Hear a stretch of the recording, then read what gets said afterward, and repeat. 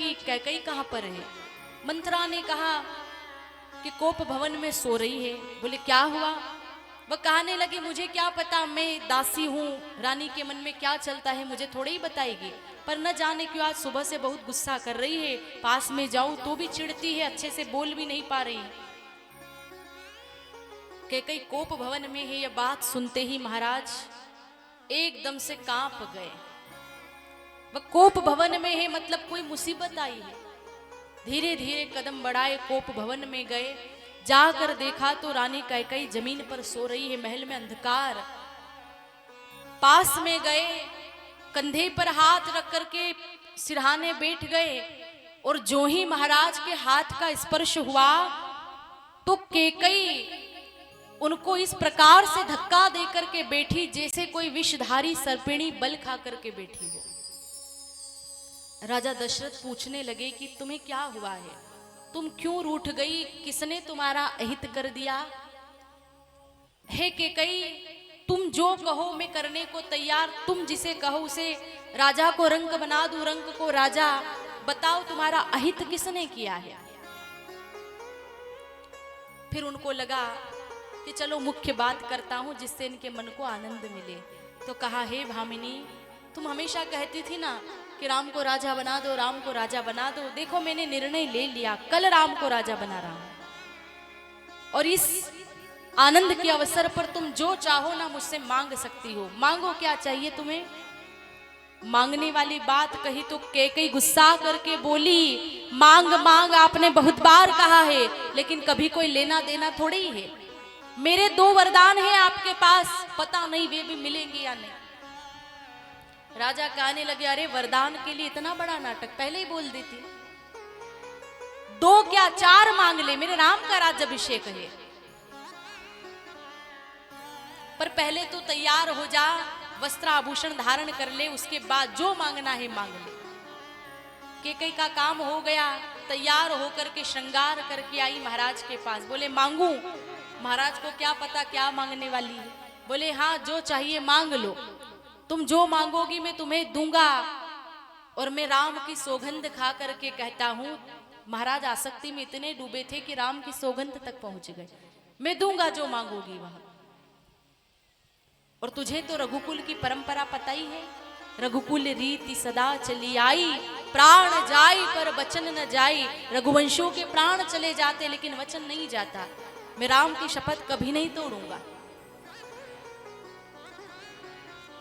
कैकई प्रसन्न हो गई, बोली महाराज मांग लूं? उन्होंने कहा हाँ मांग लो। और क्या मांगा? हाथ जोड़ करके मांग रही है, सुनहु प्राण प्रिय भावत जी का, देहु एक बर भरत ही टीका। हे प्राण प्रिय, जिन हाथों से उन्होंने धक्का मारा था ना, उन्हीं हाथों को जोड़ के मांग रही है, प्राण प्रिय कहकर संबोधित कर रही है। सुनहु प्राण प्रिय भावत जी का, देहु एक बर भरत ही टीका। पहला वरदान यह दो कि मेरे भरत का राज्याभिषेक किया जाए। वे बोले ठीक है, तुम्हारी इच्छा है भरत राजा बने, मैं कल ही उसको बुलवा के उसका राज्याभिषेक करा देता हूं। दूसरा वरदान भी मांग लो। दूसरा वर मांगने को तैयार हुई, मांगहु दूसर बर कर जोरी, पूर्वहु नाथ मनोरथ मेरी। मुझे पता है आप मेरी इच्छा पूरी करोगे। दूसरा वरदान मांगा, और क्या मांगा ये आप सब जानते हैं। बड़े भयंकर शब्द निकले हैं, तापस बेस विशेष उदासी, 14 बरिसु राम वनवासी। तपस्वी का वेश धारण करना, उदासीन व्रत लेना, और 14 वर्ष तक के लिए वनवासी बनकर के राम अयोध्या छोड़ करके वन में जाएं। 14 साल का उनको वनवास दिया जाए। 14 बरिसु राम वनवासी, वे 14 साल के लिए वन में जाए। 1-2 साल भी नहीं मांगा, 14 साल। तो जैसे ही राजा दशरथ ने ये बात सुनी तो वे थरथर कांपने लगे, चक्कर आने लगे, कहने लगे कैकई तू क्या मांग रही है? कहीं तू मजाक तो नहीं कर रही है? और अगर मजाक कर रही है तो जल्दी बता दे, कहीं मेरे प्राण पंखेरु न उड़ जाए। तो कैकई कहने लगी नहीं महाराज, मैं जो कह रही हूँ सच कह रही हूँ, हकीकत है, मजाक करने का मेरा स्वभाव नहीं है। महाराज की आंखों से आंसू बरसने लगे। मैं क्या सुन रहा हूं, राम के लिए वनवास, और राम ने बिगाड़ा क्या है तुम्हारा, क्यों राम को वन दे रही हो। तो केकई शब्द बाण से फटकारने लगी, महाराज अगर आंसू ही गिराने थे तो किस बलबुत्ते पर आप बोल रहे थे कि मांग मांग, अब मांग लिया तो रोने लग गए हो। जब आए थे आप तो आपके चेहरे पर कितनी प्रसन्नता थी, और मैंने अपने पुत्र के लिए राज्य मांग लिया तो आप आंसू गिराने लगे। दशरथ जी कहने लगे कि केकई ऐसी कोई बात नहीं है, तू चाहती है कि भरत राजा बने तो मैं उसको राजा बना दूंगा। केकई कहने लगी कि नहीं, खाली भरत को ही राजा नहीं बनाना है, दोनों इच्छा पूरी करनी है। दे सको तो दोनों वरदान दे दो, नहीं तो आप मना कर दो। महाराज मेरा भी तो अधिकार है, मैं पूछ सकती हूँ कि क्या मैं आपकी पत्नी नहीं हूं, भरत आपका पुत्र नहीं है। दे सको तो दोनों वर आज ही दे दो, नहीं तो मना कर दो। राजा दशरथ हाथ जोड़ के कहने लगे, केकई मैं भीख मांगता हूं, मेरे लिए भरत और राम दोनों समान है। मैं शिव की शपथ लेके कहता हूं, उन दोनों में मैं बिल्कुल भी भेद नहीं करता, वे दोनों मेरी दाई बाई आंख के समान है। और तू यह भेद क्यों कर रही है, मेरे निर्दोष राम को वन में क्यों भेज रही है, उसने तेरा क्या बिगाड़ा है।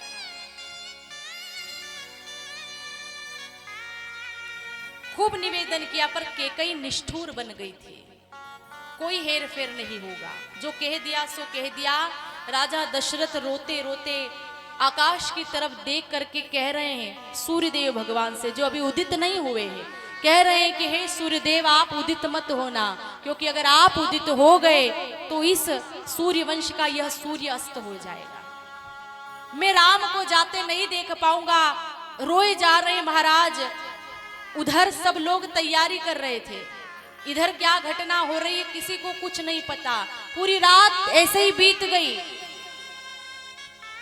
सुबह जब हुई तो चौथे पहर में जागे महाराज, जो ब्रह्म मुहूर्त में जागते थे आज चौथे प्रहर से जागे। इधर लोगों की कतारें द्वार पे आकर के खड़ी हो गई, भीड़ उमड़ रही है, क्योंकि सबको तो यही पता है ना कि आज राम जी का राज्याभिषेक होगा। सब आरती की थालियां ले लेकर के, पुष्प मालाएं ले लेकर के खड़े हैं। जब देर हो गई महाराज को जागने में तो मंत्री सुमंत से कहा गया कि आप जाके पता लगाइए क्या बात है। मंत्री सुमंत आए, केकई से पूछा, उधर महाराज की दशा देखी, महाराज धरती पर सिर पछाड़ पछाड़ के रो रहे हैं। सुमंत जी दौड़ कर आए, बोले महाराज क्या हुआ आपको। रोते रोते दशरथ जी कहने लगे, सुमंत मेरा भाग्य फूट गया, मेरा विधाता मेरे प्रतिकूल हो गया। वे कहने लगे आप क्या बोल रहे हो, आज राम का राज्याभिषेक होने जा रहा है, आप ऐसे शब्द मत बोलिए। बोलते बोलते महाराज फिर मूर्छित हो गए।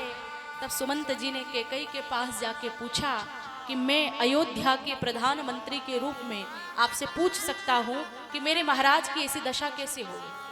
अगर कोई कष्ट था तो मुझे याद कर लिया होता, इनकी ऐसी दशा कैसे हुई। मैं अयोध्या की जनता को क्या जवाब दूं, लोग मुझसे पूछते हैं। तो केकई कहने लगी पूरी रात राम राम करके बीती, सो राम से जाके पूछ लो।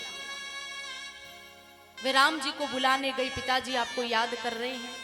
जल्दबाजी में सुमंत का जाना, और राम जी भी तैयार नहीं हुए, उन्हीं वस्त्रों में राम का जाना। धीरे धीरे बाजे की आवाज मंद पड़ गई, लोगों को लगा कुछ तो गड़बड़ है।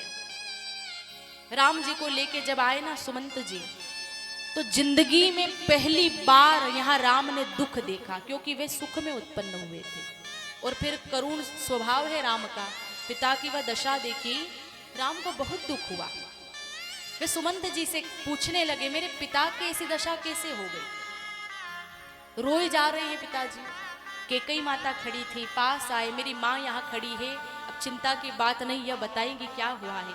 माँ को प्रणाम करके बोले कि मेरे पिता को क्या हुआ है, क्यों रो रहे हैं।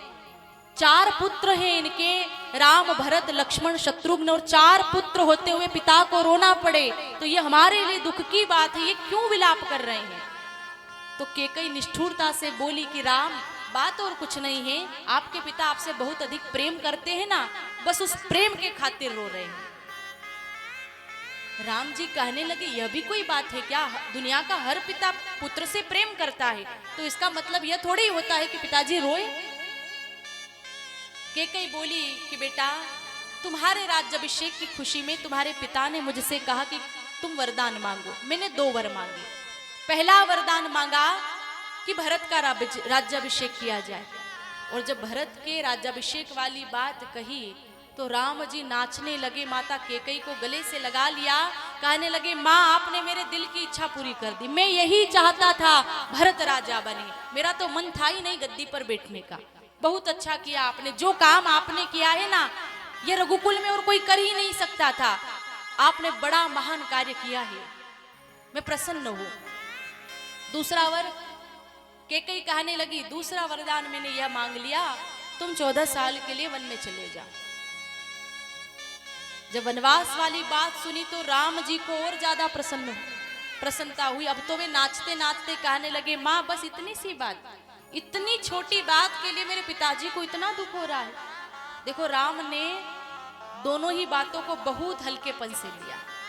यहाँ बताया है कि आप किसी भी परिस्थिति को हल्का बना सकते हो, यह आपके ऊपर है। राम ने ऐसे बात को लिया जैसे उनको कुछ नहीं हुआ हो। बड़ी प्रसन्नता से कह रहे हैं कि इतनी छोटी बात, इसके लिए पिताजी रो रहे हैं। अरे 14 साल कल पूरे हो जाएंगे, हम वापस आ जाएंगे। माता आप मुझे आज्ञा दो, ये मेरे लिए बड़े सौभाग्य की बात है। सुनु जननी सोई सुत बड़ भागी, जो पितु मातु वचन अनुरागी। वह पुत्र बड़भागी होता है जो माता पिता के वचन का अनुरागी होता है, उनके आज्ञा का पालन करता है। तनय मातु पितु पोषण हारा, दुर्लभ जननी सकल संसारा। ये तो भाग्य की बात है। हे माँ, मैं वन में जाऊंगा ना तो मेरे फायदे ही फायदे होंगे। एक तो संतों का संग मिलेगा, संतों का दर्शन हो पाएगा, वहां रहूंगा तो साधना करूंगा। फिर इसमें आपकी भी तो सहमति है, मैंने पिता का वचन माना है, कितने फायदे होंगे। और इतने फायदे होने के बाद भी अगर मैं वन में नहीं गया तो संसार कहेगा कि राम जी मूढ़ थे, उनमें विवेक नहीं था। इतने फायदे होने के बाद तो मैं जरूर जाऊंगा। और तुरंत विदा ले ली राम जी ने वहां से। पिता को प्रणाम किया, माँ कैकेयी को प्रणाम किया और तुरंत निकल गए माँ कौशल्या के भवन में उनसे आज्ञा लेने। नगर में बात फैल गई, लोग सर पछाड़ पछाड़ करके रोने लगे। रंगोलियां मिटा दी गई, दीप मालाएं जो प्रज्वलित की थी सब बुझा दी गई, सब रो रहे हैं। अब राम जी के मन में ये भाव, मां कौशल्या से कैसे कहूंगा। जब गए ना माता के भवन में तो कौशल्या जी शिव जी की पूजा कर रही थी, कभी पूजा करे कभी मनाए। जब राम जी गए ना तो कहने लगी कि राम तो अभी तक तैयार नहीं हुआ, गुरु महाराज देखेंगे तो बहुत गुस्सा करेंगे, तू जल्दी से तैयार हो जा, अभी राज्यारोहण की सवारी निकलेगी।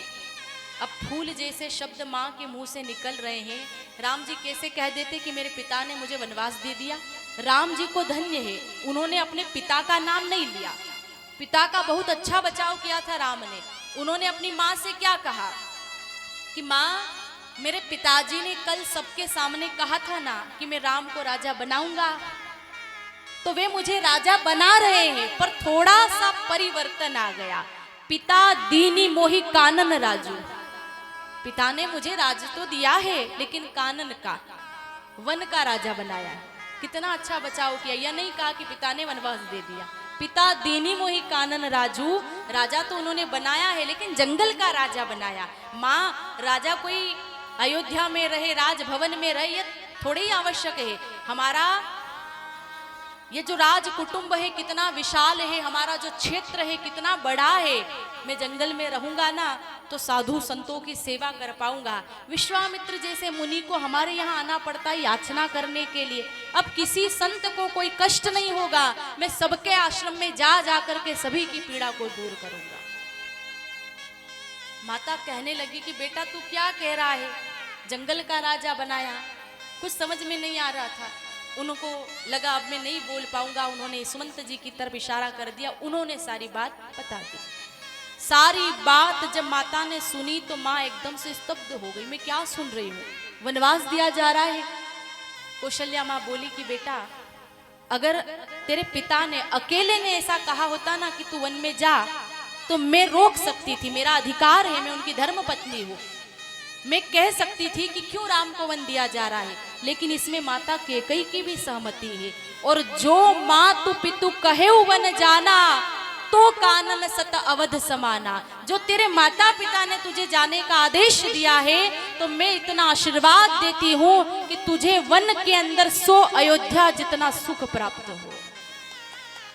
हे पुत्र, आज मेरी ऐसी स्थिति है कि ना तो मैं तुझे घर में रख सकती हूँ और ना जाने के लिए आज्ञा दे सकती हूँ। बड़ा धर्म संकट, ना तो रोक सके, क्योंकि अगर रोके तो पति की इच्छा के विरुद्ध गई यह माना जाए, और यह भी तो नहीं कह सकती कि वन में चला जाए। एक माँ अपने पुत्र से कैसे कह दे? वह कहती है बेटा तू वन में जा, कोई बात नहीं, लेकिन सीता का क्या होगा? सीता की हमने कैसे रक्षा की हम जानते हैं। पलंग पीठ तजी गोद हिंडोरा, सीन दीन पग अवनी कठोरा। हमने सीता का पांव धरती पे कभी रखने ही नहीं दिया। कोमल चरण उन्हें तू जंगल में कैसे ले जाएगा? मैं नहीं भेजूंगी सीता को। तो सीता जी को भी खबर मिल ही गई थी, वह भी आई है प्रण करके। उनका भी निर्णय पक्का था कि तनु प्राण की केवल प्राणा, या तो राम के साथ मेरा शरीर और प्राण दोनों सेवा में जाएंगे।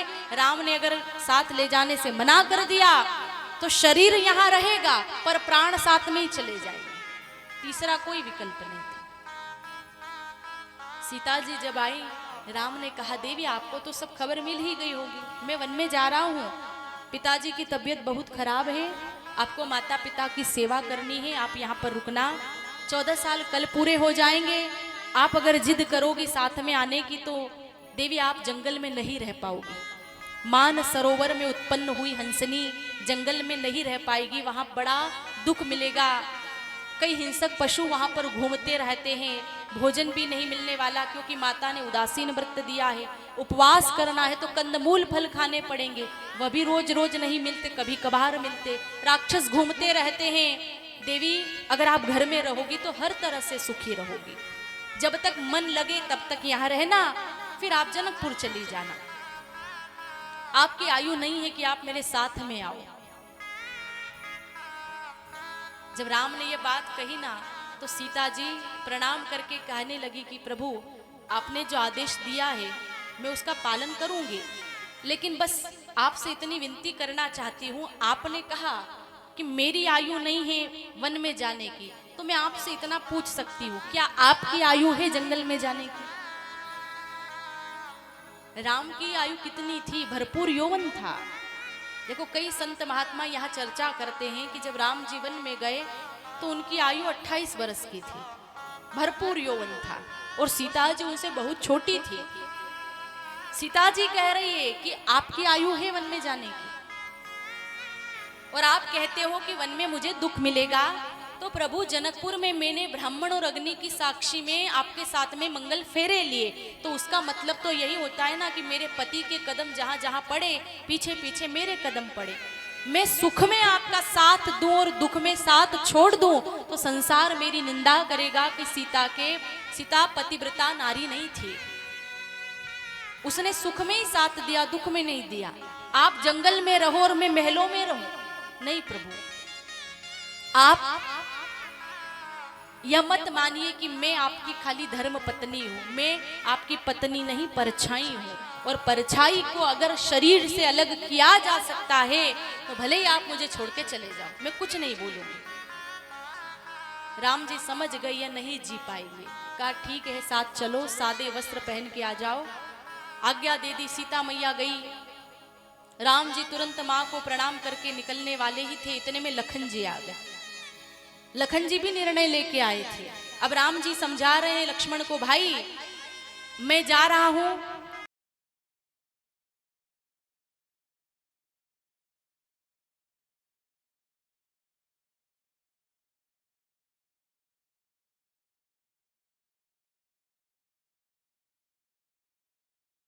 दीजिए, मुझे कुछ नहीं सुनना है। मैं जब से समझदार हुआ तब से मेरी माँ ने मुझे एक ही बात सिखाई है कि तेरे पिता राम जी है और तेरी माता सीता है। मेरे माता पिता तो आप हो, मुझे अनाथ करके क्यों जा रहे हो प्रभु? आप चले गए तो मेरा क्या होगा? फिर भी आपने जिद की, नहीं लखन तुझे घर में ही रहना पड़ेगा, तो ठीक है मैं आपको सरयू मैया के तट तक छोड़ने आऊंगा, लेकिन उसके बाद आप जब चले जाएंगे ना तो मैं लौट के घर नहीं आऊंगा, वहीं सरयू में डुबकी लगा लूंगा। राम समझ गए लक्ष्मण भी नहीं रह पाएगा। कहा ठीक है, तू जा, माता सुमित्रा से आज्ञा ले आना, लेकिन माँ का दिल मत तोड़ना। लखन जी आए सुमित्रा माँ के पास। सुमित्रा जी को भी कुछ नहीं पता था। जब लखन जी ने बताया तो माता सुमित्रा भी एकदम से स्तब्ध हो गई और लक्ष्मण से बोली कि लखन, राम वन में जा रहे हैं ना, तू भाग्यशाली है, तेरे कारण राम वन में जा रहे हैं। तुम्हारे ही भाग राम वन जाही, दूसर है तू तात कछु नाही। आज अयोध्या का दुर्भाग्य तेरा भाग्य खोल रहा है, तेरे लिए राम वन में जा रहे हैं। लखन कहने लगे, मां मेरे लिए राम वन में जा रहे हैं? अगर मेरे खातिर मेरे प्रभु को दुख उठाना पड़े तो मेरा जीवन किस काम का? मां कहने लगी, हाँ बेटा तेरे ही लिए जा रहे हैं। देख तू शेषनाग का अवतार है, तेरे फन पे धरती टिकी है और धरती पर पापी लोग कितने बढ़ गए हैं। अब राम वन में जाएंगे तो पापियों का उद्धार करेंगे। जब पापी लोग नष्ट होंगे तो धरती का बोझ हल्का होगा, और जब धरती का बोझ हल्का होगा तब मेरे लाल तेरे सिर का बोझ हल्का होगा। तो तेरे लिए राम वन में जा रहे हैं, तुम्हारे भाग राम वन जाही। तू भाग्यशाली है लक्ष्मण। फिर माता तरकस बांधती हुई उसमें तीर रखते हुए लखन से बोली, बेटा मैं माँ हूं, ऐसा तो नहीं बोलना चाहिए, फिर भी बोल रही हूं कि राम की रक्षा करने में अगर तुझे अपने प्राणों की आहुति भी देनी पड़े ना तो हंसते हंसते दे देना, पर राम को कुछ नहीं होना चाहिए। 14 साल के बाद तुझे राम को यहाँ उपस्थित करना पड़ेगा। बेटा सपने में भी काम क्रोध मद लोभ को मत आने देना। कितनी बड़ी शर्त रखी माँ ने। लखन जी कांप गए, माँ आप क्या कह रही हो? सपने में भी नहीं। मैं जागूं तो राग द्वेष नहीं आएगा क्योंकि राम मेरे सामने रहेंगे, पर सो जाऊं तो सोने पर तो सपना भी आ सकता है ना। और आपने तो इतनी बड़ी शर्त रख दी कि सपने में भी नहीं आना चाहिए। तो जाओ माँ, मैं आज प्रण करता हूं आपका ये पुत्र लक्ष्मण 14 साल तक इन आंखों में नींद को नहीं आने देगा। मैं 14 साल तक जागूंगा। धन्य है लखन जी महाराज, उन्होंने जागने की प्रतिज्ञा की। माँ को प्रणाम करके निकल गया। आज माता को बड़ा गर्व है। पुत्रवती जुबती जग सोई, रघुवर भगत जासु सुत होई। पुत्र वाली माँ तो वही मानी जाएगी जिसका पुत्र भगवान का भक्त हो। लखन निकल गए। राम लखन वैदेही आए कैकई भवन में, पिता को प्रणाम किया। यहाँ ऋषि पत्नियों ने आकर कैकई को बहुत समझाया, कैकई अभी भी समय है, मान जाओ। जल्दबाजी में अगर वचन निकल गया तो तीसरा वचन मांग लो कि राम जी ज्यादा दूर न जाए, वशिष्ठ जी के आश्रम पर रहे ताकि अयोध्या के लोगों को राम का सानिध्य मिलता रहे। अब भी समय है, तुम जरा विचार कर लो, अगर राम चले गए अयोध्या नगरी सूनी हो जाएगी। जिस प्रकार से सूर्य के बिना दिन बेकार है, चंद्र के बिना रात धुंधुली है, प्राण के बिना शरीर बेकार है, उस प्रकार से राम के बिना यह पूरी अयोध्या नगरी बेकार है, यह सूनी हो जाएगी। पर कैकई निष्ठुर हो गई थी, बोली नहीं, जो मंथरा ने कह दिया वही होगा। ऋषि पत्नियों ने कहा तेरा भाग्य तुझे अर्पण। चली गई वहां से। कैकई मां ने वनवासी वस्त्र मंगवाए। राम जिस दिन राज पोशाक पहनने वाले थे उस दिन उनको वल्कल दिए गए और चेहरे पर कोई परिवर्तन नहीं आया। ऐसा नहीं कि वनवास की बात सुनकर के राम दुखी हो गए, नहीं, वही समान स्थिति में थे राम। जब राज्याभिषेक की बात कही गई तो उससे भी वे खुश नहीं हुए थे। वनवास दिया गया तो उससे दुखी भी नहीं हुए। वल्कल धारण कर लिए, तीनों ने वल्कल धारण किया, पिता को प्रणाम किया, आज्ञा दीजिए। दशरथ महाराज अचेत हो गए। पिता को प्रणाम करके निकल पड़े वहां से। अयोध्या की जनता रो रो कर विनती करती है, प्रभु मत जाइए, मत जाइए। बड़ी मुश्किल से भगवान आगे बढ़ रहे हैं। लोग रास्ते में आकर के सोने लगे। भगवान उन सबको समझा रहे हैं कि पिता का ध्यान रखना, मेरी आज्ञा यही है, आप पिता का ख्याल रखना। 14 साल कल पूरे हो जाएंगे, मैं वापस लौट आऊंगा। सबको समझा रहे हैं भगवान। और निवेदन करके कहा कि जब भरत लौट करके आ जाए ना, धूमधाम से राज्याभिषेक करना। हम तो वन में रहेंगे, कभी संभव हो सके तो दूतों के द्वारा हमें यह खबर भिजवा देना कि भरत का राज्याभिषेक किया जा रहा है। हम जंगल में उत्सव मना लेंगे, हम अपनी झोपड़ी को सजा लेंगे, हम वहीं नाच लेंगे। मेरी तरफ से भी भरत को आशीर्वाद दे देना कि भाई तेरा राज्य अखंडित रहे। खूब उत्सव मनाना, कोई शोक मत मनाना।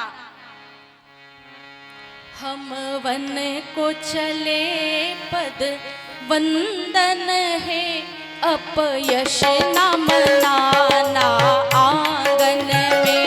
हम वन को चले पद वंदन है, अपयश न मनाना आंगन में। हम वन को चले पद वंदन है, अपयश न मनाना आंगन में। हम वन को चले पद वंदन है, अपयश न मनाना आंगन में। अपयश न मनाना आंगन में, अपयश न मनाना आंगन में। अपयश न मनाना आंगन में, अपयश न मनाना आंगन में। अपयश न मनाना आंगन में, अपयश न मनाना आंगन में।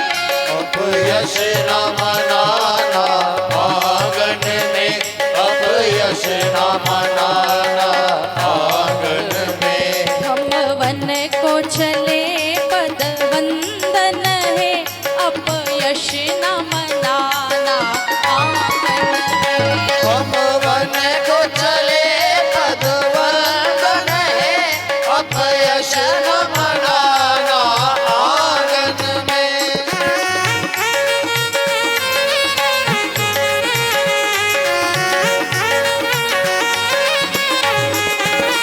जय श्री राम।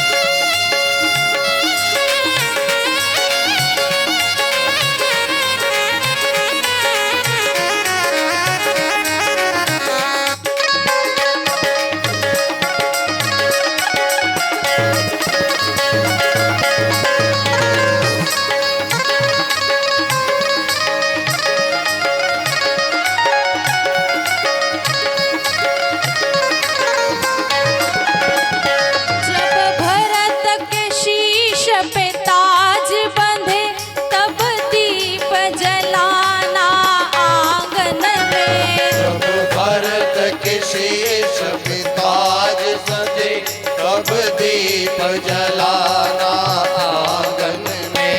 जब भरत के शीश पे ताज बंधे, तब दीप जलाना आंगन में। जब भरत के शीश पे ताज बंधे, तब दीप जलाना आंगन में। मेरे पूज्य पिताजी का ध्यान रहे, निज धर्म निभाना आंगन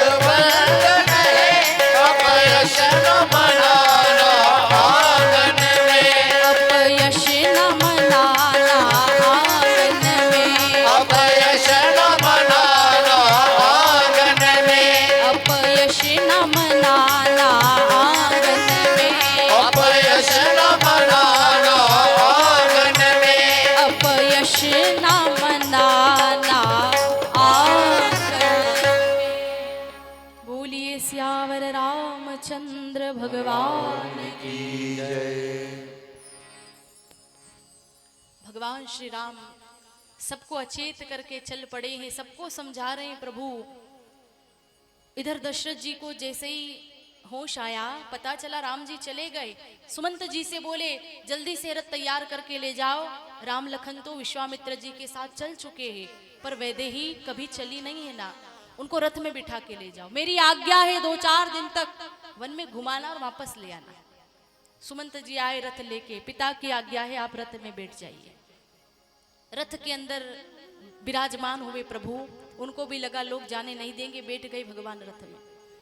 लेकिन लोग तो इतना स्नेह करते भगवान से, इतना प्रेम की रथ के आगे आके सोने लगे, चक्र के बीच में आगे बढ़ने ही नहीं देते।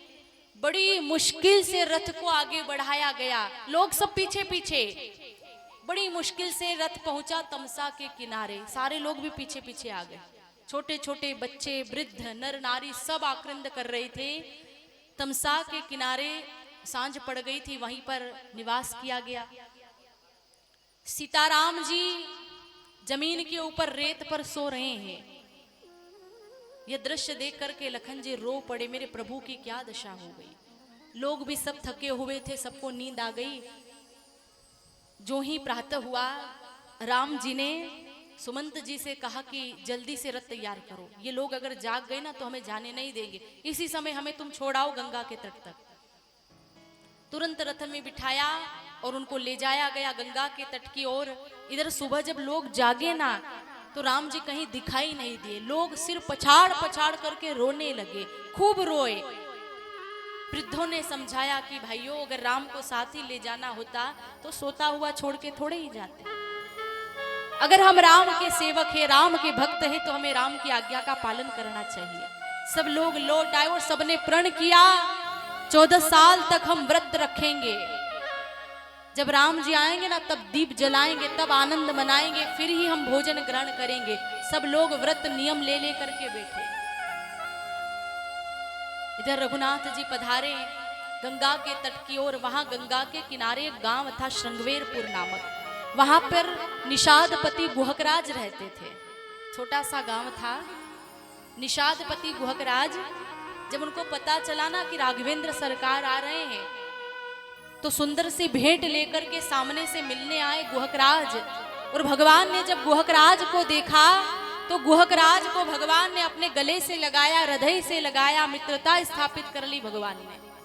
गुहक बड़ा प्रसन्न हुआ और राम से कहने लगा, प्रभु आप आ रहे हो, ये बात अगर पहले पता होती तो सभी लोगों को रोक लेता, सबसे कह देता कि आज कोई मजदूरी पर मत जाना, आज हमारे प्रभु आ रहे हैं। पर किसी को कुछ पता नहीं था, सब लोग काम पर चले गए। अगर आप चले गए तो यह अवसर हमें कब मिलेगा, कब दोबारा दर्शन होगा। प्रभु आज रात यहीं रुक जाओ। निवेदन किया, भगवान वहीं पर रुके। तुम्हारा दर्भ का बिस्तर तैयार किया गया, पर्णकुटी बनाई गई। सीताराम जी पर्णकुटी में विश्राम करते हैं और गुहकराज तथा लखन जाग करके रखवाली करते हैं। आपस में उनकी बड़ी सुंदर चर्चा भी होती है। लखन जी महाराज गुहकराज से कहते हैं कि गुहकराज, मन वचन क्रम से परमात्मा के चरणों से प्रीति जोड़ना यही सर्वोत्तम परमार्थ है। तुम भगवान के भक्त में तुमसे क्या पर्दा रखो, ये जो सो रहे हैं ना राम, ये परब्रह्म परमात्मा है। और साथ में शयन कर रही इनकी आद्य शक्ति जगत जननी जगदम्बा सीता है। बड़े प्रेम से चर्चा हो रही थी।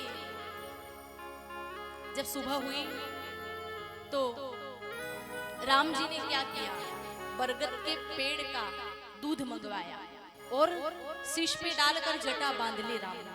यह देखकर सुमंत जी रो पड़े। प्रभु पिताजी ने कहा था कि मैं आपको वापस लेके जाऊं, आप चलिए। राम जी समझाने लगे कि आप धर्मात्मा हो, नीतिवान हो, आप जानते हो मैं 14 साल से पहले नहीं आऊंगा। सीता जी से निवेदन किया, बेटी तुम तो चलो। वो कहने लगी कि आप जानते हो एक आर्य नारी का धर्म क्या है, मैं अपना कर्तव्य पूरा करूंगी। लखन से भी कहा गया, लखन जी थोड़े उग्र हो गए थे, कठोर शब्द बोल दिए, पर राम ने सौगंध देकर कहा सुमंत जी से कि जो लखन ने कहा है ना वो वहां जाके मत बताना। उनको कहा कि आप यहाँ से पधारिए, हम अपनी यात्रा आगे बढ़ाएंगे। गुहकराज भगवान के साथ में हो गए। राम, सीता, लखन, गुहकराज ये चारों आगे बढ़े। इनको गंगा नदी पार करना थी। गंगा के तट पर एक नाव खड़ी थी और नाव को चलाने वाला केवट वहां पर बैठा था।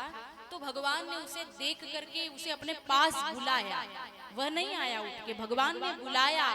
मानस में कहा है, मांगी नाव नु केवट आना, कही तुम्हार मरम में जाना। भगवान ने उससे कहा कि नाव वाले इधर आओ, हमें अपनी नाव में बिठा के पार ले चलो। तो केवट आया और आगे सीधे क्या कहने लगा, कही तुम्हार मर्म में जाना। प्रणाम नहीं किया उसने, सीधे ही मैं तुम्हारा मर्म जानता हूं। अब कौन सा मर्म जानता है? राम जी को बड़ा आश्चर्य हुआ कि क्या जानता है। लखन जी भी विचार कर रहे हैं कि आखिर ऐसी कौन सी बात है कि यह जानता है, कौन सा रहस्य पता है इसे। वह कहने लगा, आपका मर्म में जानता हूं प्रभु, एक महत्व की बात मुझे पता है। छुअत शिला भई नारी सुहाई, पाहन तेन काठ कठिनाई। आपकी चरण की रज में इतनी ताकत है जो मनुष्यत्व पैदा कर देती है। सुना है मैंने कि आपके चरण की रज एक पत्थर पे पड़ी थी ना, तो ऋषि पत्नी प्रकट हो गई। मेरी नाव तो काठ की है, अगर यह स्त्री बन गई तो मेरा तो धंधा ही चौपट हो जाएगा।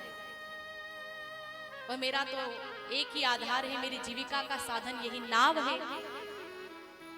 ये स्त्री बन गई तो मेरी जीविका चलेगी कैसे? और जो दूसरी स्त्री प्रकट हो गई मैं उसका करूंगा क्या? फिर तो मेरे घर में झगड़ा ही होगा, लड़ाई होगी। नहीं नहीं प्रभु, ये मुसीबत मुझे उत्पन्न नहीं करनी। आपको मेरी नाव में बैठना है ना, तो चरण धो के आना पड़ेगा। जो चरण की रज लगी है ना, वह साफ करनी होगी। और आपको कष्ट नहीं करना है, चरण तो मैं धो दूंगा, पर कहना आपको पड़ेगा। आप कहोगे तो धोऊंगा, आगे रह के मैं हाथ जोड़ के नहीं कहूंगा लाओ प्रभु जी चरण धोने दो। मैं क्यों मांगू? शुरुआत तो आपने की, बात तो सच्ची है। मांगी नावन केवट आना, मांग तो भगवान ने की, तो मैं क्यों कहूं आपसे? और आप नाव में बैठोगे ना, तो मैं आपसे पैसा नहीं लूंगा, मैं उतराई नहीं लूंगा। आपको अगर मेरी बात पर विश्वास नहीं है तो आपके पिता महाराज दशरथ की सौगंध, मैं आपसे एक भी रुपया नहीं लूंगा। अब लखन जी को आ गया गुस्सा कि तो मेरे पिताजी तक पहुंच गया, कब से हमको डराए जा रहा है। मर्म जानता हूं, चरण धो के आना पड़ेगा, मैं नहीं मांगूंगा। गुस्सा आ गया लखन जी को, तीर निकाल लिया परकस से। तो केवट कहने लगा, क्या आप मुझे मारना चाहते हो? मार दो, मेरा तो फायदा है। मैंने सुना है कि मरते टाइम व्यक्ति के मुंह में गंगा जल की 2 बूंद भी पड़ जाए तो तर जाता है। ये तो पूरी गंगा मैया यहाँ पर है, गंगा का तट है, और फिर शेषनाग के हाथ मेरी मृत्यु हो तो मेरा तो बड़ा सौभाग्य, मेरा फायदा है। मेरे परिवार वाले रोते रोते आएंगे ना, तो आपको भी ज्यादा नहीं तो मेरे अंतिम संस्कार तक तो रुकना ही पड़ेगा, तो मार दो। लखन जी सोचने लगे कि ये बड़ा चालाक व्यक्ति है, तीर वापस रख दिया होगा। केवट कहता ही जा रहा है, आपको दूसरी नाव भी नहीं मिलने वाली। अच्छा, केवट ऐसा क्यों कहता है? गुहकराज भी कुछ नहीं बोल रहे। क्यों? क्या तट पे दूसरी नाव नहीं थी? गुहकराज कह सकते थे कि भाई केवट तू कैसी बात कर रहा है, वे तो राजा है ना उन सबके, वे कह सकते हैं राम हमारे मेहमान है, हम दूसरी नाव बुला देते हैं, पर वे बोल नहीं पा रहे। आखिर कारण क्या है और दूसरी नाव क्यों नहीं मिल सकती? तो उसका कारण है, अभी हमने देखा जब राम सीता शयन कर रहे थे तो गुहकराज तथा लखन वहां जाग के रखवाली कर रहे थे। उस समय सबको यह बात तो पता थी कि राम सुबह उठते ही गंगा नदी पार करेंगे। तो जितने भी लोगों के पास में नाव थी वे सब लोग अपनी अपनी नाव को सजा रहे थे, सब तैयारी कर रहे थे, सब चाहते थे राम हमारी नाव में बैठे, हमारी नाव में बैठे, सब तैयारी कर रहे। केवट भी तैयारी कर रहा था, लेकिन केवट की आंख में आधी रात में आंसू आ गए। वह रोते रोते अपनी पत्नी से कहने लगा कि जब इतनी अच्छी अच्छी नाव तट पे रखी गई है, अच्छे से उनको सजाया गया है, तो मुझ गरीब की नाव में राम जी क्यों बैठेंगे? टूटी फूटी मेरी नाव भगवान इसमें क्यों बैठेंगे? और मान लो राम बैठ भी गए तो क्या गुहकराज बैठने देंगे? वे तो यही कहेंगे ना कि राम मेहमान है, हम नई नाव मंगाते हैं। मैं तैयारी तो कर रहा हूं पर पता नहीं राम बैठेंगे या नहीं। तो पत्नी ने आश्वासन दिया कि आप चिंता क्यों कर रहे हो, अगर आपका प्रेम सच्चा होगा ना तो राम सबकी नाव छोड़ देंगे और आप ही की नाव में बैठेंगे। केवट प्रसन्न हो गया। फिर वह वहां पर आया जहां पर सीताराम जी शयन कर रहे थे। लखन गुहक राज रखवाली कर रहे थे। तो चुपके से केवट ने यह बात सुन ली थी। लखन जी ने कहा था ना कि राम ब्रह्म है और मन क्रम वचन से इनके चरणों से प्रीति जोड़ना ही सर्वोत्तम परमार्थ है। केवट ने यह बात सुन ली। उसने विचार किया कि अगर राम ब्रह्म है तो क्यों नहीं इनके चरणों को धोकर सारा परमार्थ में ले। बस मन में ये विचार कर लिया कि राम के चरण धोना है। तो उसने युक्ति लगाई। वह सुबह सुबह आया गुहकराज से मिलने और गुहकराज से कहने लगा कि मैं आपसे कुछ मांगने आया। और आप 2 साल पहले आप जंगल में गए थे लकड़ियां काटने। मैं उधर से आ रहा था, आप बहुत थके हुए थे, आपको प्यास लगी थी। आपने कहा कि भाई मुझे पानी पिला दे। मैंने आपको पानी पिलाया तो आपने खुश होकर के कहा था कि तुझे जो कुछ चाहिए मुझसे मांग ले। मैंने उस दिन कहा था कि उचित समय आने पर मांग लूंगा। आज समय आ गया, आज आप दे दो। तो गुहकराज बोले कि आज तो हमारे यहाँ राम जी आए हैं, तो 1 नहीं 2 वरदान भी मांग सकता है। बोले नहीं 2 नहीं, खाली 1 ही चाहिए। कहा बोल क्या चाहिए। केवट कहने लगा कि दूसरा कुछ नहीं, आप ऐसी घोषणा करवा दो कि सूर्योदय से लेकर के सूर्यास्त तक गंगा के तट पर केवल केवट की ही नाव रहेगी और किसी की नहीं। बस यही चाहिए मुझे। फिर क्या था, वचन से बंधे कर दी घोषणा, केवट की ही नाव तट पे रहेगी। तो इसीलिए केवट बोल पाया कि आपको दूसरी नाव नहीं मिलने वाली। यही आपके यजमान गुहकराज इन्होंने ही घोषणा कराई। तो बैठना तो आपको मेरी नाव में पड़ेगा, चरण धो करके आना पड़ेगा। मैं चरण धो दूंगा, बस आप खाली आगे से कह दीजिए। केवट ने जब इस प्रकार से वचन कहे ना तो उसके अटपटे वचन सुन करके राम जी हंसने लगे। सुनी केवट के बैन प्रेम लपेटे अटपटे। प्रेम से लपटे हुए वे वचन जब बोले ना तो राम जी खिलखिला करके हंसने लगे। धन्य है ये भक्त जिसने भगवान को हंसा दिया। खिलखिला के हंस रहे राम। कुछ संत कहते हैं कि राम जी सीता जी की तरफ देख के हंस रहे हैं। राम सीता जी से कह रहे हैं कि देवी, जब मैं आपसे ब्याह करने आया था ना तो आपके पिता को भी मैंने अपने चरण का 1 ही अंगूठा धोने दिया था और बदले में तो आपके पिता ने आप जैसी कन्या का मुझे दान दिया। पर यहाँ यह व्यक्ति मुझे देगा कुछ नहीं और दोनों ही चरण धोएगा। कुछ संत कहते हैं कि लखन जी की तरफ देख करके हंसे भगवान। वे लखन से कह रहे हैं, याद दिला रहे हैं कि भाई बचपन में तुझे आदत थी मेरे पैर का अंगूठा चूसने की। तू जब तक मेरे साथ मेरे पलने में ना सोए, मेरे पैर का अंगूठा ना चूसे, तब तक तुझे शांति नहीं मिलती थी। तू पूरे घर को सिर पे उठा लेता था, इतना उधम मचाता। देख लिया आज ये तीसरा व्यक्ति आ गया है, ये मेरे दोनों चरणों को धोएगा और तू कुछ नहीं कर पाएगा। कुछ संत कहते हैं कि वे लक्ष्मण और सीता जी की तरफ देखकर अलग अलग नहीं हंसे, वे दोनों की तरफ देख करके मुक्त रूप से हंस रहे हैं। इसके पीछे भी एक बड़ा सुंदर सा प्रसंग है। कौन सा? जब सीताराम जी का ब्याह हुआ था, विवाह करके भगवान आए तो सीता मैया रोज राम जी के चरण दबाती थी। इससे पहले यह काम कौन करता था? लखन भैया, लखन जी चरण दबाते थे। विवाह के बाद सीता जी को सेवा मिली, सीता जी चरण दबाती, तो लखन जी का शरीर धीरे धीरे पूरा सूख गया। एक दिन राम ने पूछा कि भाई क्या बात है, तेरा शरीर क्यों सूख रहा है, क्या कष्ट है? तो लखन जी कहने लगे, भैया कोई और दुख नहीं है, आप जानते हो जब से आपका विवाह हुआ है ना, तब से लेके आज तक मुझे आपके चरणों की सेवा नहीं मिली। राम जी बोले कि किसने मना किया, आ जा। बोले कैसे आ जाऊं, माता जी मुझे देखती तो है पर बुलाती नहीं, और मर्यादा के खातिर मां न बुलाए तो मैं कैसे आ जाऊं?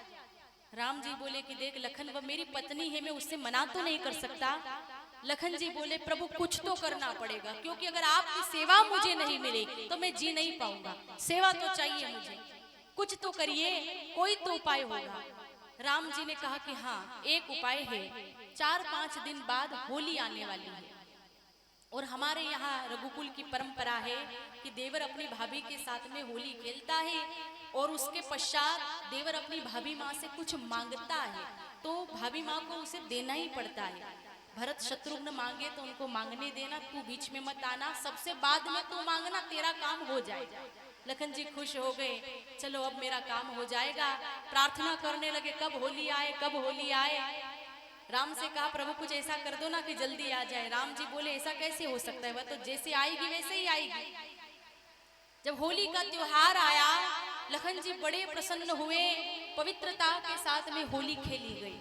फिर जो परंपरा थी उसके अनुसार दशरथ जी ने कहा कि बेटा भरत लखन शत्रुघ्न जो चाहिए अपनी भाभी से मांग लो। भरत जी आए, माँ को प्रणाम करके कहा कि हे जगदम्बा मुझे और कुछ नहीं चाहिए, बस जन्म जन्म तक रामचरण की भेंट चाहिए। जगदम्बा ने आशीर्वाद दे दिया। शत्रुघ्न जी आए, उन्होंने प्रणाम करके कहा कि बड़े भैया भरत ने राम जी के चरण की भेंट मांगी तो मैं उतने ही जन्मों तक भरत भैया की सेवा करने वाला बनूं, मैं राम से अधिक राम के दास का बनूं। सीता जी प्रसन्न हो गई, उनको भी आशीर्वाद दे दिया। अब लखन जी की बारी आई। राम जी बोले असली होली तो प्रकट होगी। लखन जी आए, चरण स्पर्श करके बोले माँ मुझे कुछ और नहीं चाहिए, बस रघुनाथ जी के चरण की सेवा करने का अधिकार मेरा हो। और जो ही ये बात सुनी तो सीता जी को चक्कर आने लगे, वो मूर्छित होके गिर गई। अब पूरे राज कुटुंब के लोग लखन को धमकाने लगे, क्या मांगा तूने ऐसा, सीता को मूर्छा कैसे आ गई। लखन जी घबराए, दौड़ कर गए राम के पास, प्रभु बचा लो, सारे घर के लोग मेरे ऊपर गुस्सा कर रहे हैं। राम जी बोले कि मैं क्या करूं, तूने मांग ही ऐसी की। लखन जी कहने लगे प्रभु सिखाया भी आप ही ने और उलाना भी आप ही दे रहे हो। राम जी बोले कि देख लखन ये कोई बीमारी थोड़ी है जो दवाई से ठीक हो जाए, ये तो प्रेम है, भाव है। तू एक काम कर, सीता जी के पास जाके कान में धीरे से कह दे कि माँ मैंने आपसे चरण की सेवा तो मांग ली है, पर हम दोनों उसका बंटवारा कर लेते हैं। रघुनाथ जी के दाएं पैर की सेवा मैं करूंगा, बाएं पैर की सेवा आप कर लेना। जब आप सेवा करने जाओ तो मुझे बुला लेना, तो तेरा जो संकोच है ना वह टूट जाएगा। लखन जी खुश हो गए, दौड़ करके आए, सीता मैया को प्रणाम करके कान में बोले माँ मैंने सेवा तो मांगी लेकिन आपस में बांट लेते हैं, एक चरण की सेवा आप करना, दूसरे चरण की सेवा मैं करूंगा। जब सेवा करने जाओ तो मुझे भी बुला लेना। सीता जी की मूर्छा दूर हो गई। सब पूछने लगे लखन क्या कहा, क्या कहा। लखन जी बोले कि ये तो रघुनाथ जी के चरण की सेवा का बंटवारा हो रहा था, एक चरण की सेवा सीता मैया करेगी, दूसरे चरण की सेवा मैं करूंगा। यही प्रसंग गंगा घाट पे याद दिलाया है राम जी ने इन दोनों को कि उस दिन तुम दोनों देवर भाभी मेरे एक एक चरण के लिए लड़ रहे थे, आज ये तीसरा व्यक्ति आ गया जो मेरे दोनों ही चरणों को ले जाएगा और तुम कुछ नहीं कर पाओगे। और एक मत सर्वसम्मत है, वह जो केवट था ना, वह पिछले जन्म में क्षीर समुद्र का कछुआ था। लक्ष्मी नारायण भगवान शयन कर रहे थे। सीताराम जी कौन है? लक्ष्मी नारायण, और लखन जी शेषनाग का अवतार है। वह चाहता था भगवान नारायण के चरण स्पर्श करना। जो ही पास में आया तो शेषनाग ने फन मार के गिरा दिया कि भगवान सो रहे। वह दूसरी बार आया, शेषनाग ने फिर फन मारा। वह बार बार आता रहा, शेषनाग फन मार मार के गिराते रहे। परिणाम क्या हुआ? प्रभु के चरण स्पर्श की इच्छा को मन में लेकर के ही वह मृत्यु को प्राप्त हो गया। तो वही क्षीर समुद्र का कछुआ गंगा नदी के तट पे केवट बना। केवट कह रहा है प्रभु उस दिन तो आपने मुझे प्रभु के चरण स्पर्श नहीं करने दिए, लेकिन आज जब तक दोनों चरणों को धोऊंगा नहीं ना तब तक आगे नहीं बढ़ने दूंगा, आज तो चरण धो के ही रहूंगा। बड़ा सुंदर भाव था केवट का, इसलिए भगवान को आगे से कहना पड़ा, बेगी आनु जल पाए पखारू, होत विलंब उतार ही पारू। भाई जल्दी कर, देर हो रही है, जल्दी से जल लेकर के आ, मेरे चरण पखार और पार उतार। आगे से कहना पड़ा भगवान को। केवट प्रसन्न हो गया, दौड़कर जाने लगा। लखन ने कहा अब कहाँ जा रहा है? केवट ने कहा कि भले गरीब आदमी हूँ, पढ़ा लिखा नहीं, लेकिन इतना तो जानता हूँ कि कोई भी धर्म कार्य किया जाए तो पत्नी साथ में होनी चाहिए। पत्नी को लेने जा रहा है। लखन जी बोले हद कर दी, इसने पत्नी को बुलाने जाएगा। पत्नी को लेकर के आया, कहा देख तेरी बात सच हो गई, तूने कहा था ना तुम्हारा प्रेम होगा तो राम नाव में जरूर बैठेंगे, प्रभु बैठने वाले हैं नाव में, जल्दी कर। पत्नी ने कहा कि कोई बर्तन लिया चरण धोने के लिए? बोले हाँ है मेरे पास। आपके पास कहाँ से आया? केवट कहने लगा मैं जो कठोता रखता हूँ ना पानी भरने के लिए, उसी में चरण धोएंगे। पत्नी कहने लगी आप कैसी बात कर रहे हो, कठोते में कोई चरण धोए जाते हैं क्या? केवट कहने लगा कि देख माता कैकेयी ने राम जी को उदासीन व्रत दिया है, और जब कोई व्यक्ति उदासीन व्रत का पालन करे ना तो उसको धातु से स्पर्श नहीं कराना चाहिए, इसलिए लकड़ी के कठोते में भगवान के चरण धोऊंगा। और देख उसमें चरण धोने का एक फायदा है, फिर उसको मैं अपने पास नहीं रखूंगा, तुझे दे दूंगा रोटी बनाने के लिए, उस पर बनी हुई रोटियां हम दोनों खाएंगे ना तो हमारा जीवन धन्य बन जाएगा। कितनी अच्छी सोच थी केवट की, इसलिए कटोथे में जल भर करके लाया, रघुनाथ जी के चरण पखारने लगा अति आनंद में, अति आनंद उमगी अनुरागा चरण सरोज पखारन लागा। प्रेम भाव से जब भगवान के चरण पखारने लगा तो आकाश से सुमन वृष्टि फूलों की वर्षा होने लगी। देवता कहने लगे धन्य केवट धन्य, जो अवसर हमें स्वर्ग में नहीं मिला वह तूने धरती पे रह के पा लिया। जिन चरणों की चरण पादुका भरत जी को बड़ी मुश्किल से मिली, ऐसे राघव के चरण केवट को आसानी से प्राप्त हो गए। ये इसका पुण्य फल था कि भगवान के चरण प्राप्त हुए। आनंद से चरण पखारता है, फिर जो चरणामृत इकट्ठा हुआ उसको सबके अंदर बांटने लगा। तो सीता जी बोली लखन भैया से कि हमें भी लाइन में खड़े हो जाना चाहिए चरणामृत के लिए। लखन जी बोले माँ हम क्षत्रिय हैं, क्या हम हाथ लंबा करके मांगेंगे, ये हमें शोभा नहीं देता। तो सीता मैया बोली कि जब मांगने की शुरुआत आपके भैया ने की है तो हमें शर्म करने की क्या आवश्यकता। जब शुरुआत भगवान ने कर दी, मांगा तो उन्होंने ही ना, मांगी नावन केवटा, अब हमें क्या संकोच। हो जाओ लाइन में खड़े। वे भी लाइन में खड़े रहे, उनको भी चरणामृत दिया।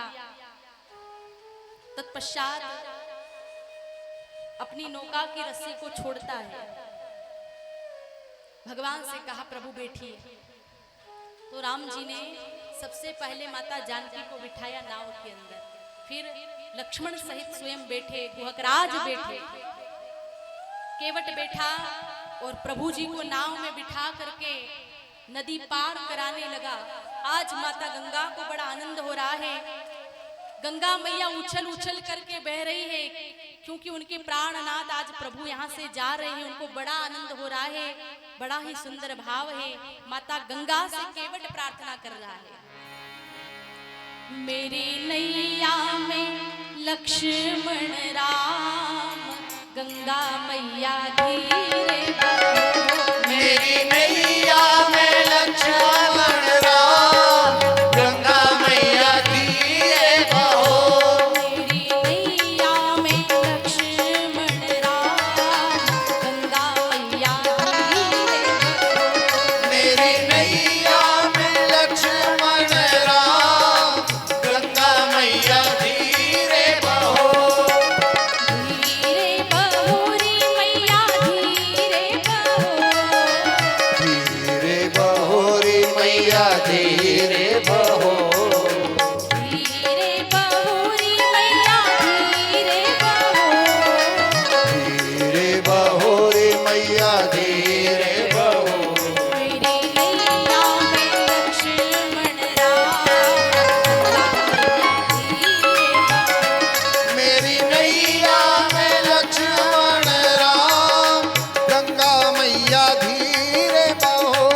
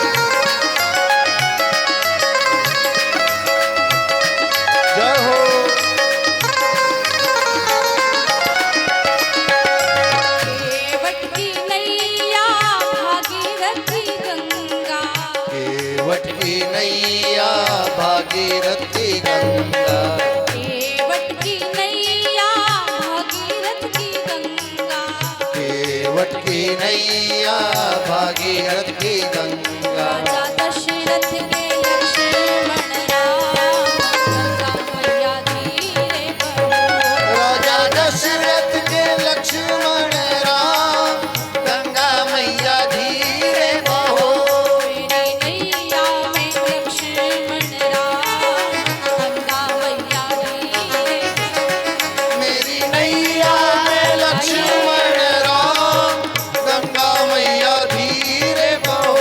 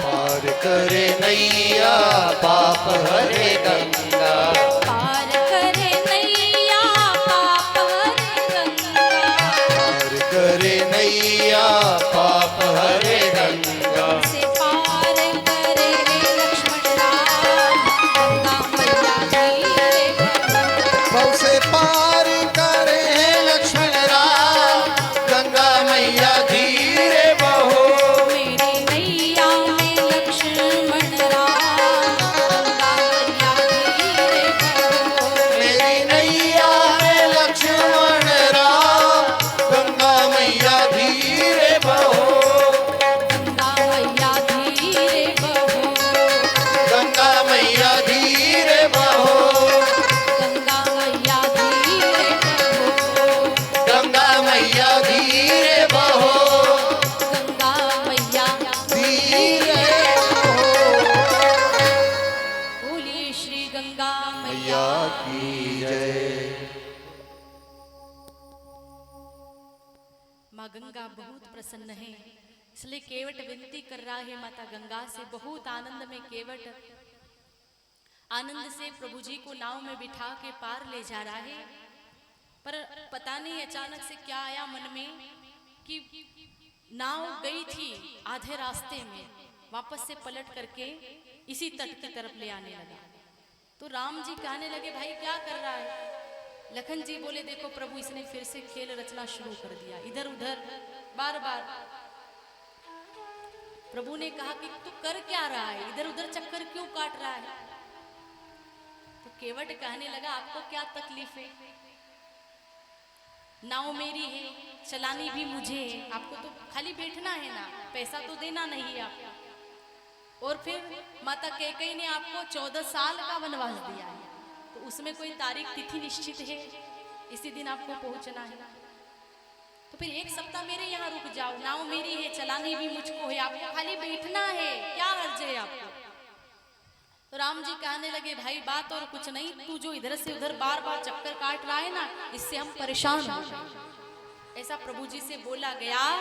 तो केवट ने व्यंग कसा कि गंगा नदी के 2 किनारों के बीच 4-6 चक्कर से आप परेशान हो गए, तो आप तो हम भक्तों को भव सागर के 84 लाख चक्कर खिलाते हैं, तो हम परेशान नहीं होते।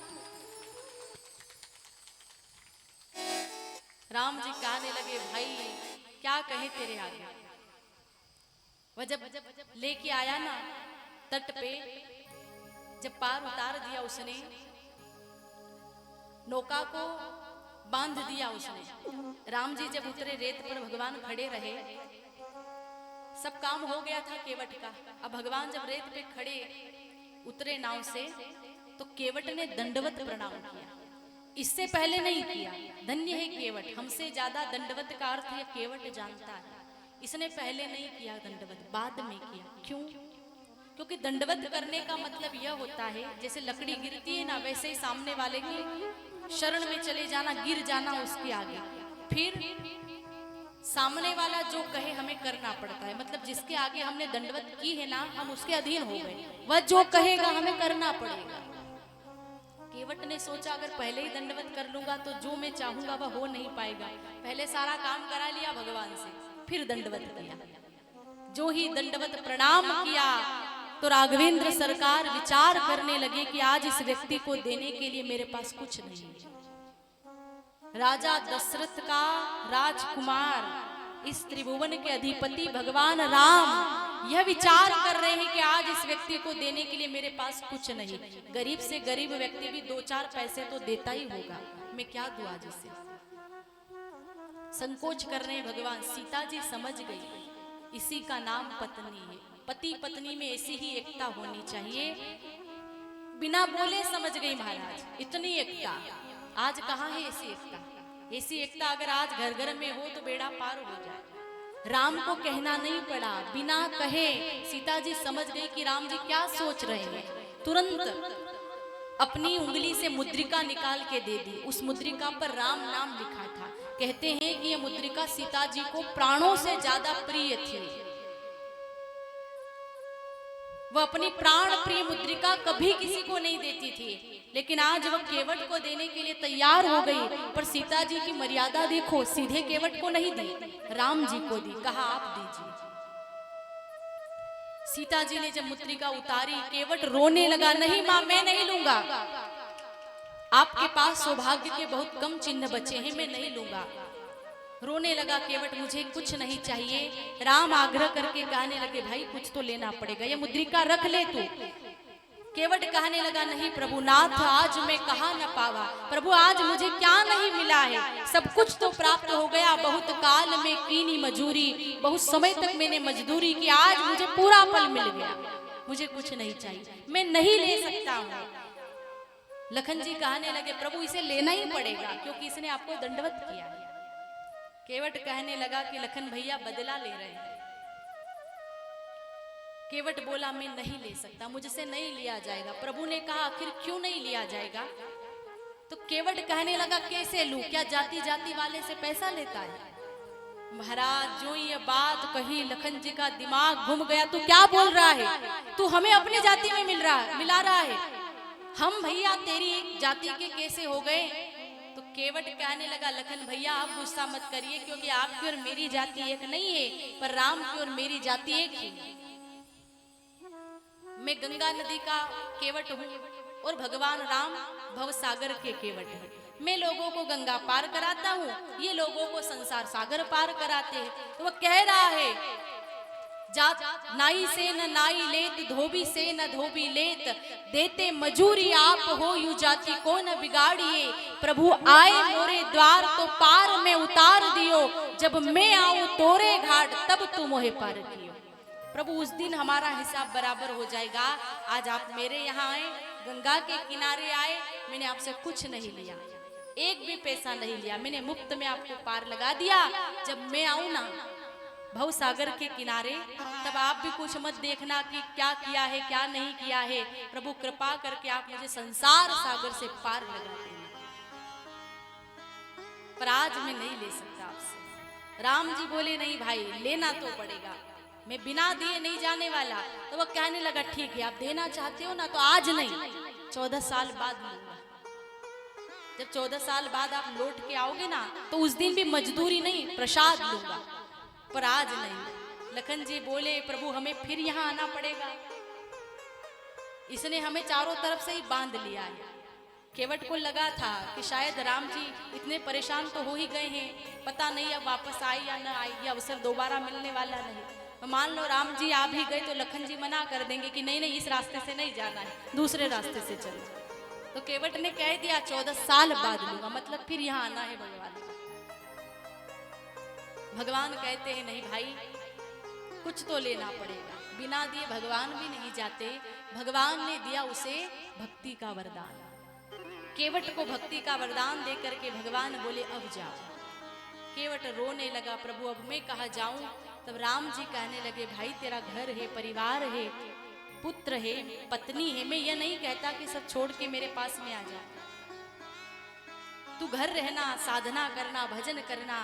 केवट रोते रोते वापस जाता है, नाव में बैठ करके नाव लेकर के आया, अपनी पत्नी से कहने लगा, राम कितने दयालु है, कितने कृपालु है राम, मैंने जो कहा प्रभु ने वह सब कुछ किया, जो जो काम किया मैंने कहा प्रभु यह करना है वह करना है, भगवान ने सब कुछ किया। कितने करुणा सागर है मेरे प्रभु, वह भी निर्णय करता है कि यह नाव आज से मंदिर है, मैं इसकी रोज पूजा करूंगा, क्योंकि इसमें राघव ने चरण रखे हैं। अगर ये नाव नहीं होती तो मुझे भगवान नहीं मिलते, इस नाव के कारण आज मुझे भगवान मिले हैं, आज से ये नाव ही मेरा मंदिर है। महाराज रोज सुबह उठ करके वह जल भर करके लाता कठोथे में, नाव को स्नान कराता, नाव की पूजा करता, चरणामृत लेता और पूरा जीवन उसने राममय होकर के व्यतीत किया। उसका ऐसा भाव था, प्रेम था ना, इसलिए राम जी उसके यहाँ पर आए। भगवान राम ने तो सभी को स्वीकार किया। कितने सरल है भगवान राम, सबको स्वीकार किया और सबको आनंद मिल सके, सबको राम जी का लाभ मिल सके, दर्शन का लाभ हो सके, सभी को राम का सानिध्य मिल सके। इसलिए राम 14 साल के लिए वन में गए, जंगल में घूमे नंगे पांव, सबसे मिले भगवान, सबकी झोपड़ी में गए, सबकी कुटिया में जा जा करके राघव ने सबको कृतार्थ किया। ये रामचरितमानस कितना श्रेष्ठतम ग्रंथ है। एक एक प्रसंग से हमें कितनी सुंदर सुंदर शिक्षा प्राप्त हो रही है, हमें बताया जा रहा है कि किस प्रकार से हमारा जीवन होना चाहिए। व्यक्ति जीवन में एक बार इस कथा का आनंद से रसपान कर ले, एक बार भी इस कथा का अपने घर में ही पारायण कर ले, उसको समझ लेना, तो उसका जीवन बड़ा सरल बन जाए, बहुत सुगम्य बन जाए। क्योंकि मानस के द्वारा हमें बहुत कुछ शिक्षा प्राप्त होती है, कैसे जीवन जीना चाहिए, हमें क्या करना चाहिए, क्या नहीं करना चाहिए। मानस हमें बहुत कुछ सिखाता है, बस निष्ठा होनी चाहिए कि आपके सारे प्रश्नों का उत्तर देगी।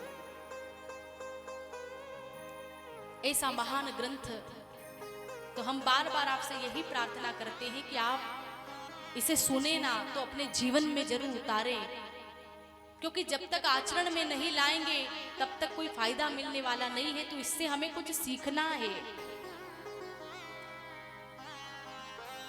ये बड़ा सुंदर पावन केवट प्रसंग आप सभी ने श्रवणपान किया। समयानुसार आज छठे दिवस की मंगलमय मधुर गाथा को विश्राम की ओर हम ले चलते हैं। कल जो है 7वां दिन रहेगा कथा का, आगे का प्रसंग आप भक्तों को श्रवण कराया जाएगा। तो निवेदन है अधिक से अधिक संख्या में पधारे। अब मात्र 3 दिन बचे हुए हैं, ऐसा अवसर बार बार नहीं मिलने वाला। आप लोग आते तो हैं लेकिन बहुत विलंब से आते हैं, बहुत देर से, आधी कथा हो जाती है, फिर आप लोग